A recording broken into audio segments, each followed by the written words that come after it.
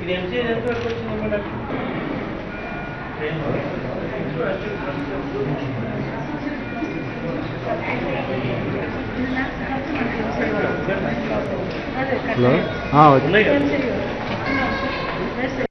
నాకు డీటెయిల్స్ అని మీరు రాసి సరే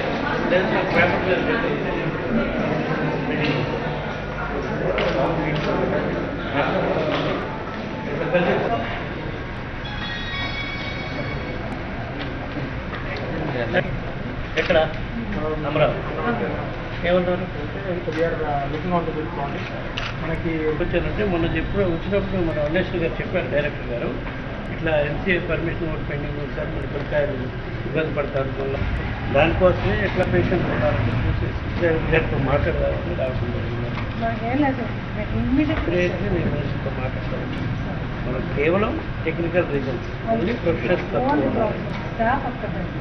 ప్రకాశం జిల్లాలో రోడ్ యాక్సిడెంట్స్ చాలా ఘోరంగా జరుగుతున్నాయి. మొన్న 10 రోజుల కిందట ప్రకాశం జిల్లాలోనే కాదు రాష్ట్ర వ్యాప్తంగా కూడా నందిగామ దగ్గర ఒక బస్సు యాక్సిడెంట్ జరిపోయి 11 మంది చనిపోవడం జరిగింది. అదేవిధంగా ప్రకాశం జిల్లాలో పీసీపల్లెలో ఒక టూరిస్ట్ బస్సు అనాథరజుడిగా 60 మంది పిల్లకాయలను తీసుకొని ఎక్స్కర్షన్ తీసుకొని పోయేస్తుంటే ఆ బస్సు కనిగిరి దగ్గర పీసీపల్లె గ్రామం వద్ద బ్రిడ్జి దగ్గర చిన్నపాటి లోయలో పడి దాదాపు 20 మంది విద్యార్థులు చాలా యాక్సిడెంట్ నుంచి దుర్ఘటన నుంచి తప్పించుకోవడం జరిగింది. చిన్న గాయాలు ఫ్రాక్చర్స్ అయినాయి. బట్ సకాలంలో రిమ్స్ హాస్పిటల్ వైద్యం అందించడంతో వాళ్ళందరూ కూడా ఎక్సెప్ట్ ఒక్కరు శ్రీకాంత్ అనే అబ్బాయి సీరియస్గా ఉంటే ఆపరేషన్ కూడా చేశారు. అబ్బాయి కూడా ఇప్పుడు దేవుడి వల్ల అబ్బాయి కూడా రికవర్ అవుతున్నారు. ఇక్కడ నేను అడిగేది ఏంటంటే రాష్ట్ర ప్రభుత్వాన్ని ఇంతిదిగా తాత్సారంగా కేవలం మానవ తప్పుదాల వల్ల యాక్సిడెంట్లు జరుగుతుంటే కూడా రాష్ట్ర ప్రభుత్వం రవాణా శాఖ కానీ పోలీస్ వ్యవస్థ కానీ పట్టించుకోకపోతే రాష్ట్ర ప్రభుత్వం ఏం చేస్తుంది అని అడుగుతున్నాను. ప్రజల ప్రాణాలతో చెలగాటం ఆడుతున్నాయి. ఎందుకు ఈ పరిస్థితి వస్తుంది? ఇప్పటికైనా తక్షణం రవాణా శాఖ పోలీస్ వ్యవస్థ సమన్వయంతో పనిచేసి ముఖ్యంగా ఇప్పుడు నిన్న మన జిల్లాలో 3 యాక్సిడెంట్లు జరిగినాయి. ఈరోజు పేపర్లో చూడటం జరిగింది. నేను దానికే ఇప్పుడు హాస్పిటల్కి వచ్చి యాక్సిడెంట్లో దెబ్బతిన్న ఒక పేషెంట్ని పలకరించడం జరిగింది. డైరెక్టర్ గారు చెప్పారు చిన్న గాయాలు పెద్ద ఫ్రాక్చర్ లెవెల్ కాబట్టి రికవర్ అవుతారు. ఇప్పుడు ప్రస్తుతం ఐసీయూలో ఉంది పేషెంట్. ఏం పేరు ఆమె పేరు? ఖమ్మం మండలం జంగంగుంట్ల గ్రామం. నిన్న ప్రకాశం జిల్లాలో 3 యాక్సిడెంట్లు జరిగాయి.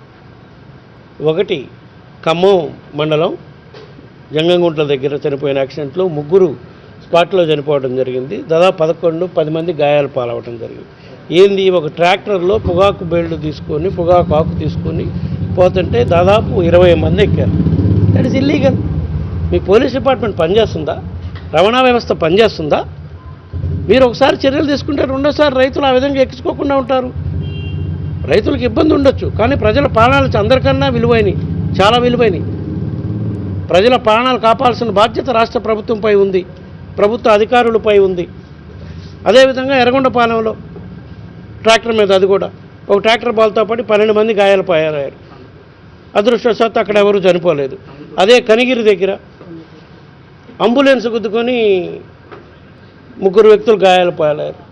ఒకే రోజు జిల్లాలో ఇంత రక్తం మొడుగై పారుతుంటే ప్రభుత్వ అధికారులు ఏం చేస్తున్నారు?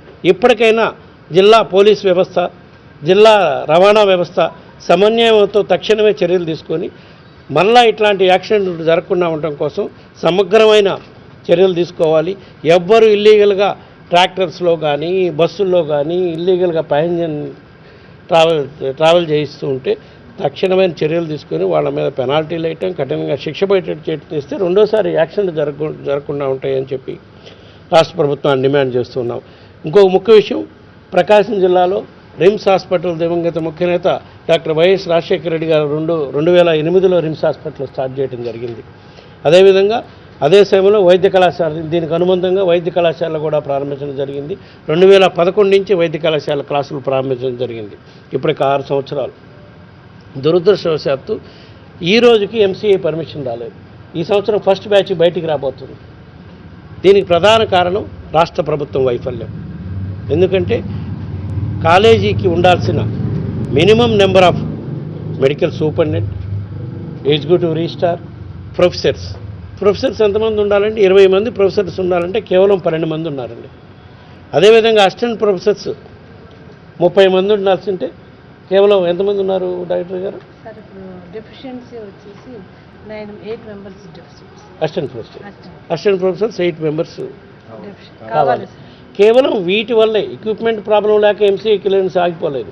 కేవలం స్టాఫ్ను సంబంధిత డిపార్ట్మెంట్స్లో స్టాఫ్ ప్రొఫెసర్సు, అసిస్టెంట్ ప్రొఫెసర్సు లేకనే, హెడ్ ఆఫ్ ది డిపార్ట్మెంట్స్ లేకనే medical council of India recognition pending ఉంది. కాబట్టి తక్షణమే రాష్ట్ర ప్రభుత్వం, కేంద్ర ప్రభుత్వం తక్షణమే స్పందించి, రాష్ట్ర ప్రభుత్వం ముఖ్యంగా, ఎందుకంటే యాజమాన్యం కాలేజీ యాజమాన్యం చూసేది రాష్ట్ర ప్రభుత్వం కాబట్టి తక్షణమే ప్రొఫెసర్స్, అసిస్టెంట్ ప్రొఫెసర్స్, ట్యూటర్స్ నియామకానికి అనుమతి ఇవ్వాలి.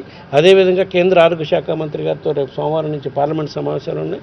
నేను మాట్లాడి సుమారు 500 మంది మెడికల్ స్టూడెంట్స్, విద్యార్థుల భవిష్యత్తు ప్రశ్నార్థకంగా మారుతుంది. కాబట్టి తక్షణమే మెడికల్ ఎంసీఏ పర్మిషన్ ఇవ్వాలని చెప్పి మీ కేంద్ర ప్రభుత్వాన్ని కూడా డిమాండ్ చేసే విధంగా పార్లమెంట్లు సమావేశం సందర్భంగా ఆరోగ్య శాఖ మంత్రి గారితో మాట్లాడతారు. అదేవిధంగా మన జిల్లాకు సంబంధించిన 2 ప్రధాన అంశాలు. గిద్దలూరు పశ్చిమ ప్రాంతంలో తాగునీటి సమస్య చాలా తీవ్రంగా ఉంది. గిద్దలూరు ప్రాంతంలో తాగునీటి సమస్యను తీర్చడం కోసం గిద్దలూరుకి దాదాపు 20-25 కిలోమీటర్లో బైరాగులగూడెం అనే దగ్గర, దిగువమెట్ట దగ్గర ఈరోజు ఈనాడు పేపర్లో రిపోర్ట్ చేశారు.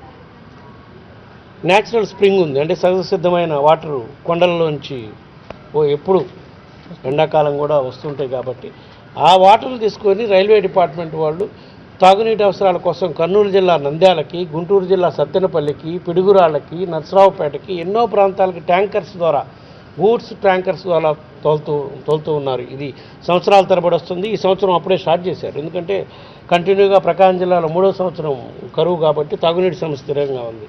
నేను 15 రోజుల కిందటే ఈ విషయం రైల్వే అధికారులతో మాట్లాడటం జరిగింది.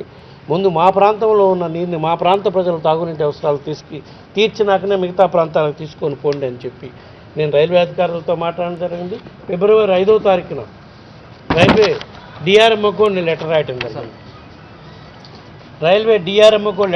జరిగింది. నేను ప్రధానంగా ఈ అంశం ఎందుకు చెప్తున్నానంటే ఈరోజు ఈనాడు పేపర్లో రిపోర్ట్ చేశారు. ఇది నిజంగా చాలా అత్యవసరమైన ఇష్యూ. అవసరమైతే రేపు పార్లమెంట్ సమావేశం సందర్భంగా రైల్వే శాఖ మంత్రితో కూడా మాట్లాడి తప్పకుండా మన జిల్లా అవసరాలు తీర్చినాకనే మిగతా జిల్లాలకి రైల్వే వాటర్ తీసుకుపోయే విధంగా చర్యలు తీసుకోవాలని చెప్పి కూడా నేను రైల్వే మంత్రితో మాట్లాడతానని చెప్పి ఈ సందర్భంగా తెలియజేసుకుంటున్నాం. అదేవిధంగా మన జిల్లాకు సంబంధించి ఇంకో ప్రధాన అంశం, ఎన్డీఏ ప్రభుత్వం అధికారంలోకి వచ్చినాక గత 3 సంవత్సరాల్లో ఫస్ట్ టైం ఈ సంవత్సరం 50 కేంద్రీయ విద్యాలయ స్కూల్స్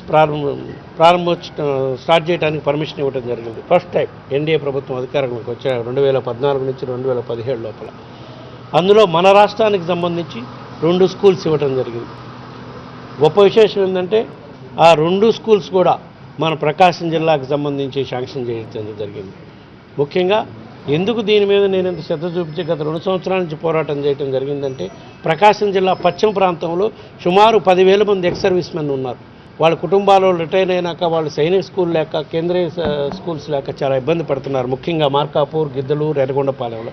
వాళ్ళ కోసం నేను గత 3 సంవత్సరాల నుంచి కేంద్ర మాజీ మానవ వనరుల శాఖ మంత్రి స్మృతి ఇరానీ గారు ఉన్నప్పుడైతే 2 సంవత్సరాలు దాదాపు 10 సార్లు ఆమెతో కలిసి మాట్లాడడం జరిగింది.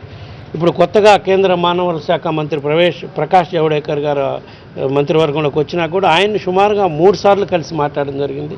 ఏదైతే మన 3 సంవత్సరాల కృషి ఫలితంగా ప్రకాశం జిల్లాకి కొత్తగా ఆల్రెడీ మనకుండే కేంద్ర విద్యాలయం కాక కొత్తగా 2 కేంద్రీయ విద్యాలయాలు ఈ అకాడమిక్ ఇయర్ స్టార్ట్ అవుతాయి. కాబట్టి ఈ సందర్భంగా నేను కేంద్ర మానవ వనరుల శాఖ మంత్రి ప్రకాష్ జవడేకర్ గారికి జిల్లా ప్రజలందరి తరఫున ధన్యవాదాలు తెలియజేసుకుంటున్నాం.